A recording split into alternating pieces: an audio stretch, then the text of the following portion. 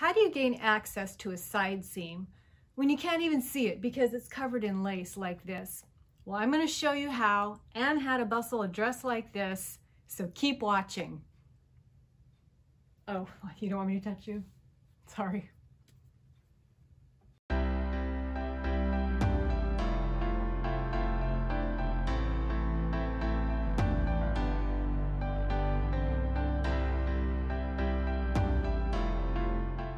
So here, hopefully we have a good shot of this dress, so you can kind of see the lace, the form of it.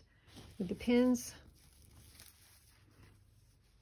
there's a space right here that didn't need any taken, and there's a spot right there that fits her just fine, and then she needs it taken a little bit here on her thigh, her hips. It's a fit and flare dress. She just needed that so her form shows. Let me show you how I've documented this on a piece of paper so that I can get accurate measurements when I sew.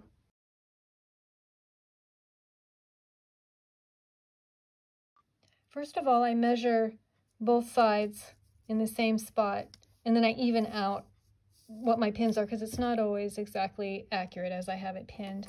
And then I sort of plot out here at the very top. I need to take in what I call a 1/2 inch pinch. That's not a total. So total on this side would be 1 inch, and total on this side would also be 1 inch. And then, pardon my handwriting, it's not the best. 3.5 inches down, then it increases to a 3/8. Decreases to a 3/8 inch pinch. 4.5 inches down, decreases to a 1/4. 6 inches, tapers out to an 1/8 till it hits nothing. Now this is not to scale, obviously. This represents the skirt panel that's put in. This is pretty much lace. A lot of it is sheer, and then suddenly we've got all the layers of the skirt. And so there's like a waist thickening right here where the skirt is attached. And so I've restarted my measurements from this point. And especially since we had this area here that didn't need any taken in. And then I restart here, and then I'm 1.5 inches down. You can see what I've done here. 4 inches, 6 inches. Right here in my 5/8 inch, it's actually, that little symbol means 5/8, but a little bit more.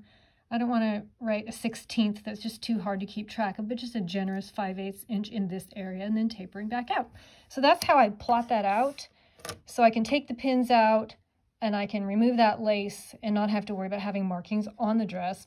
Once I get that all taken out and I lay the dress out, then I'll be able to mark where those measurements are. If you look on the inside of the lace, you can see these little stitches on the inside. You can just start grabbing those and plucking them. And then once you get a few out, you can pull the lace from the front. And then it kind of gives you a little bit of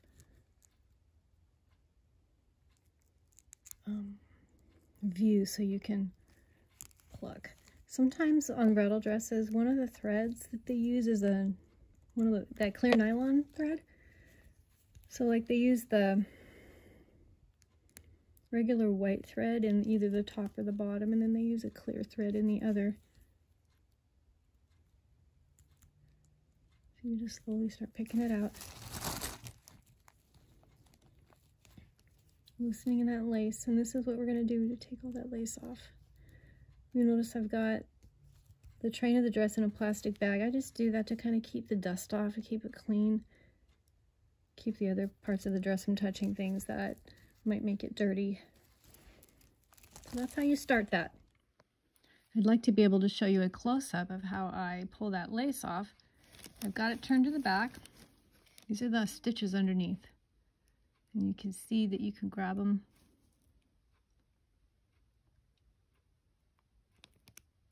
Sometimes it helps to use something like this, a jeweler's loop, so you can look really close at it, and I use that all the time. For the sake of this video, I'm just going to do it this way. Here's the right side, and you can lift up the lace, and you can see those little stitches, and just kind of start plucking away at them. See that come loose right there. I'm just going to pull enough away from the seam on both sides of this seam so that I can take in the appropriate amount that I need to take in. So this is something that I'll be working on for a while, and I will show you when it's all done.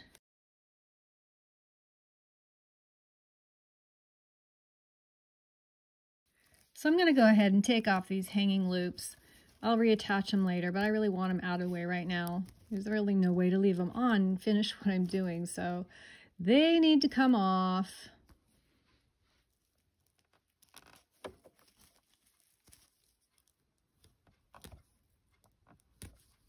There we go. It's nice that on this side seam, you can see where they've already got lace that's overlapping, and so that will make it easier for me to put it back because there's already a break in the lace on this side. I realize there's other ways to do this. Some people like to take a razor blade and just have at it, but I don't trust my hands and the way they work to use a razor blade, so I just feel much more comfortable using a seam ripper. It's kind of a matter of what you feel comfortable doing. There's no right, there's no wrong.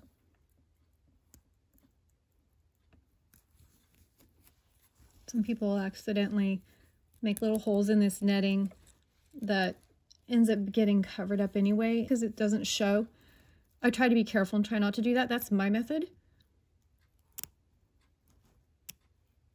Do what's right for you. There we go. Now we can see the lace lifted off of that seam.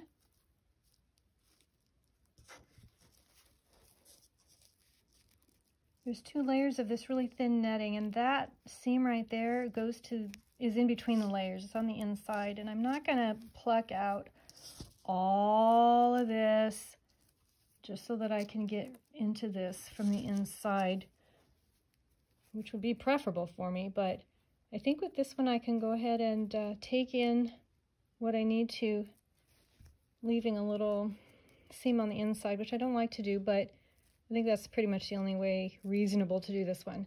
And then when I sew the lace back down over the top, it'll tack that seam down, so there won't be a flap. That's how I think I'm going to approach this one. So let me finish plucking out the other side. Hopefully the 2 layers of lace from the front to the back overlaps just like this. I would think that it would. That's my hope. All right, I've got all my lace removed where I need it to be, around these seams. And on the inside, I have it pinned. See, remember I said I was going to kind of just sew it like this. So there would be this little tuck or this flap that'll get pegged down when I sew that lace down.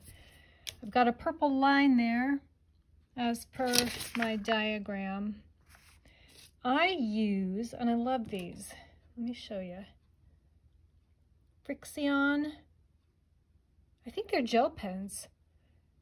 Some time ago I went to a sewing expo and somebody told me it was discovered that if you apply heat, it disappears, and it really does. The only problem is if your bride's gonna get married in Alaska or something, then those reappear in the cold. But for this application, it should be just fine. I noticed that on some bridal satin, when you iron it and to make it disappear, that it leaves a little bit of a whitish line. If that line is not going to show, like if it's going to be on the inside or covered up with lace, it doesn't matter. So anyway, that's the bodice area. I've decided to use a zipper foot with the needle over to the left so that I don't run into this bunched up lace that I've got pinned to the side in between these layers. And I think this will work well. For the netting part, I've opted with just my regular Teflon presser foot with the needle in the middle, and the reason being that this is so fine, I think it gets a better grab with the feed dogs to have the needle in the middle. And plus I can see clearly, like right there, there's a leaf that's kind of poking out into the way, and I can push it away with my fingers as I get to it because I can see it through this netting.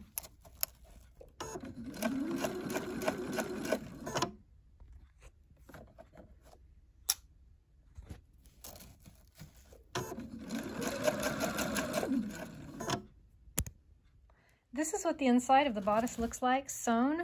I went back over and kind of straightened out that line a little bit because I was trying to sew it with just one hand. I don't have my tripod here yet.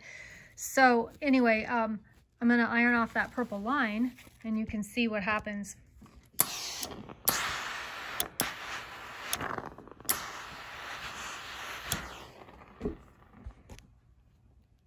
And it's gone. So when I'm finished pressing that to the back, then all these flaps of lace, I will position, I'll figure out which way looks good, which one overlapped over which one looks the best, and then I will put that under my machine and I will just top stitch. Nothing special. I might do a free motion or I might not do a free motion. It just needs to tack those down and nobody will ever know that it was taken in there. Before I continue on, I've got the skirt portion of these appliques pinned down with safety pins, and I do this just to keep them neat, and I use the safety pins so that they don't fall out. If I use straight pins as I'm flipping the dress right side out and inside out, and the straight pins would fall out, and I just want to keep the appliques in nice places so that when I'm ready to top stitch, they're already positioned. These are safe, so I don't have to worry about them falling out. So now I'm going to flip the dress to do the same to the bodice. Now we can see both the bodice and the skirt all pinned up with the appliques down. I can do this one through all the layers when I sew the appliques down, but when I do the skirt, I'm going to have to flip just the top layer so that I'm sewing just through the top layer because there's a lining, at least one layer of lining beneath that. Ready to go now. I now have the bodice side seams done with all the lace tacked back down, those lace appliques. So here's what the inside looks like and that little seam that I took, and then the stitching, tacking the lace down. Here's the right side. I'm going to flip it over. Here's the outside, and you can see the side seam right there. Underneath all those appliques, it looks nice. You cannot tell anything's been done to it. Now let's take a look at this skirt. This is what the inside of that skirt portion looks like with the wider seam allowance here where I've taken it in. And then all this looks like stippling where I've tacked down the lace that's on the other side. So let's look at the right side.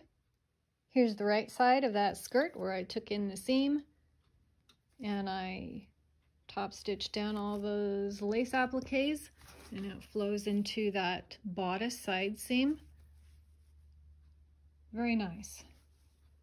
Let's not forget to attach those hanging loops. The original way that these were put in is they were just tacked in a couple places through all layers, and that's exactly how I'm going to put them back in. Nice and easy, and it'll be functional. Sometimes these brides decide to cut these out right before the wedding so they don't have to worry about them floating around. That's definitely up to them.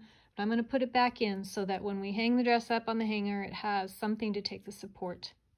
And here's the same dress in my fitting room on the form so you can see what it looks like, and it is so gorgeous. Look at that train. I love that illusion lace around the edge. Just beautiful. You'll notice my safety pins, which are marking the bustle points. This bride wants a 3-point bustle that goes to the outside, otherwise known as an American bustle, as opposed to the French that would go up underneath. So I'm going to figure out exactly how I want to connect these. Usually I use hooks and eyes that are made for bustles, and that's what I'll probably do on the 2 outer points. But that middle one that's up higher, I think I may utilize the button and down here make a loop. But I'm going to think about that, and then I will let you know what I'm going to do, and you'll see it when it's done. Yes, this is how I want it. The bride wanted it pulled up high in the middle, and then she wanted the side ones to be a little more subtle and closer to the ground. They drew too much attention when they were higher up, and I think that gives a really good distance from the ground. It's about even with where the front falls. The only other thing I might do is you'll see right here the lining is tacked to this outer lace with this little thread chain here, and it's to keep the layers from moving around too much, but it pulls up the lining when I have it bustled. And so I think if I lengthen that just a little bit, then it would allow the lining to not pull up when it's bustled. The lining would still hang all the way down where it should, and it'll still be an okay length when it's bustled. I think that would be better rather than having that pull up. So I'll probably just do that too. Put in new little thread chains so that can be released just a little bit. So what do I use for my bustle hooks? This is what I use. I usually place this one on the lower portion. Sometimes I do it differently depending on the dress and the lace and if it'll snag on something or not, but this one will do fine there. And this one up here, it's not going to stay there with me just setting it there. I get these from a place called wawac.com. It's a tailor supply. Anybody can shop there. I will link it below. So my hook will come up and hook over the eye that I have up here. Just wanted to give you a little sneak peek as to how I did the middle portion of this bustle with all these buttons. I did do a loop, and I've got it hidden right there. I just did like a crochet chain, and it's tied underneath together, and it pulls out. So from underneath, you can pull the knot, you can pull it flat. Let's get underneath here. Let's find it for you. Here's the underneath side. It's just tied in a loop. I've got some special cement on there so that knot doesn't come undone. And then on the outside, once again, it's really well hidden. I'm trying to find it now. Here it is. And it pulls out. Now, the question is, which button does it hang on? Well, I've reinforced the button that it's supposed to hang on, and I have given a little hint to whoever's bustling this bride. I've put a little bead on the inside. This is the button right here. It's been reinforced so that it's good and sturdy. And there we go. Bustle it up. So here we are, all finished. We've got the side seams taken in through this illusion lace, through the hip area of the skirt portion. We've got a bustle. And in a couple days, the owner of this dress will come and try it on, and it's my hope that she will be overjoyed and that the fit will be perfect. That's what makes this so darn fun. Thank you for watching.